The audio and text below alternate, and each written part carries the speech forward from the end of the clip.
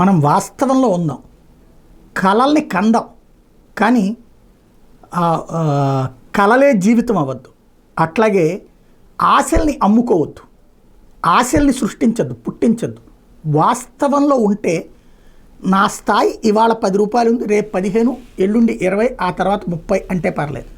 కానీ ఏకంగా నేను ఇవాళే కోటీశ్వరుని అయిపోతాను అంటే కనుక ఆ ఆశలు నెరవేరనప్పుడు అసంతృప్తి పెరిగిపోతుంది. ఇది ఎందుకు చెప్పాల్సి వస్తుందంటే 2047 నాటికి ప్రపంచంలోనే నెంబర్ 1గా తెలుగు జాతి చంద్రబాబు గారు భారత్ ఒకటో లేదా రెండో అతిపెద్ద ఆర్థిక వ్యవస్థగా అవతరిస్తుంది. ఎక్కడున్నా తెలుగు వాళ్ళు పరస్పరం సహకరించుకోవాలి, ఎదగాలంటే డబ్బు లేకున్న ఆలోచన ఉంటే చాలు, ప్రపంచ తెలుగు సమాఖ్య 12 మహాసభలో సీఎం చంద్రబాబు. ఇవన్నీ వినడానికి బాగుంటాయి. డబ్బులు లేకపోతే పని జరుగుతుంది అనుకోవడం అమాయకత్వం. డబ్బులు లేకపోతే చిన్న చిల్లర కొట్టు కూడా పెట్టుకోలేం, చిన్న బడ్డీ కూడా పెట్టుకోలేం. కాబట్టి అదొకటి ఆస్పెక్ట్. రెండవది 2047 నాటికే కాదు, ఈవెన్ మోడీ కూడా అట్లాంటి పిచ్చికలకు అంటల్లా. నెంబర్ 1 ఆర్థిక వ్యవస్థ అమెరికా, నెంబర్ 2 ఆర్థిక వ్యవస్థ చైనా. మనం నెంబర్ 3కి వెళ్ళడానికి అవకాశం ఉంది, నో డౌట్. అందులో ఏకంగా ఒకటని చెప్పి ప్రజల్ని మనం భ్రమింపచేయొద్దు. అది కూడా నెంబర్ 2కి మనకి కూడా చాలా గ్యాప్ ఉంటుంది, నెంబర్ 1కి మనకి కూడా చాలా గ్యాప్ ఉంటుంది. ఆ గ్యాప్ ఎంత తగ్గించుకోవాలో చూద్దాం. కానీ అనవసరపు కళలు, అనవసరపు ఆశలు రేకెత్తించద్దు. సాధిద్దామని మోటివేట్ చేద్దాం, కానీ అయిపోతుంది అన్నటువంటి ఒక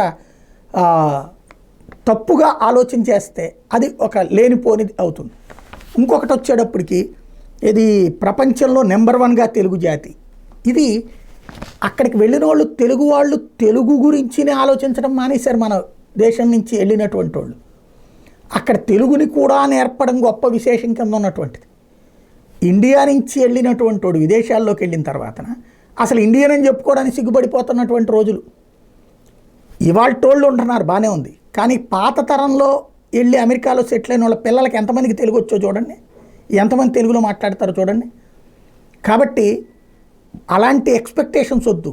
ఇంకోటి, ఇంగ్లీష్ జాతి తగ్గిపోయి మిగతా అవన్నీ తగ్గిపోయి మనం నెంబర్ 1 అయిపోతాం, తెలుగు జాతి నెంబర్ 1, భారతీయులు నెంబర్ 1 అవుదాము ఆర్థిక పరంగా సెటిల్ అయ్యే వాళ్ళ కింద అని చెప్పడంలో తప్పలేదు. భారతదేశ నెంబర్ 1 కూడా సాధ్యమయ్యేటటువంటి పని కాదు.